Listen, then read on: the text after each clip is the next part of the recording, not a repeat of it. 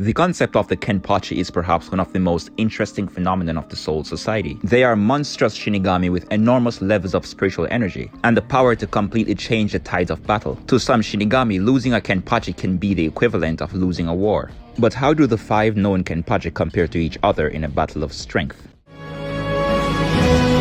ようこそ私のソウルソサエティへ。仕方ないっすね。挽回観音開き紅姫改め。 The 5 known Kenpachi are Kenpachi Zaraki, Kenpachi Kiganjo, Kenpachi Yachiru Retsu Unohana, Kenpachi Soya Azashiro, and Kenpachi Kuriyashiki. For some Kenpachi, the results can be affected by whether or not they are bloodlusted or fighting in character. Starting off at number 5, we have Kenpachi Kiganjo. He was the 10th Kenpachi who took the position by defeating the 9th. However, the 9th Kenpachi simply obtained the position after Azashiro was imprisoned. So he didn't have to defeat Azashiro to obtain the position. Therefore, Kiganjo simply defeated a featless Kenpachi. Furthermore, Kiganjo was defeated by a much weaker Kenpachi Zaraki, even before he encountered Ichigo Kurosaki.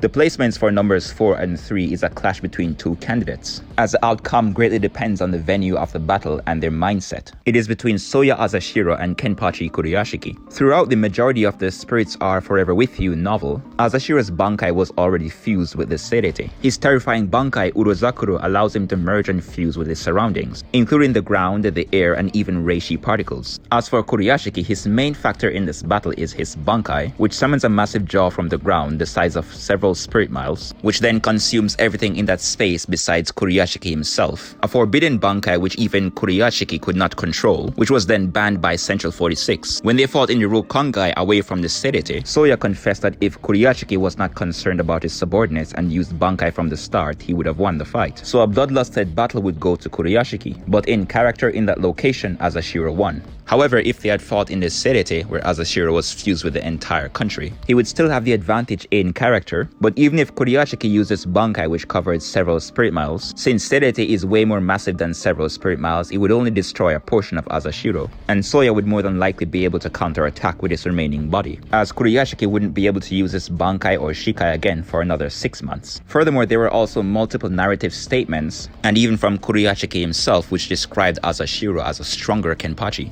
Furthermore, this was Azashiro 250 years prior to his battle with Zaraki, in which he produced enough power to threaten the Dangai Precipice world, and after fatally wounding Zaraki at the end of their battle, although Zaraki was implied to have won the fight, the current Azashiro is still training in the Mugen, in a condensed time-space in his inner world, thanks to Mayuri's superhuman drug, and is stated to possess infinite potential. So numbers 4 to 3 is between Azashiro and Kuriyashiki, but in more scenarios, Azashiro seems to have the advantage, while Kuriyashiki has a large mass of power with more drawbacks.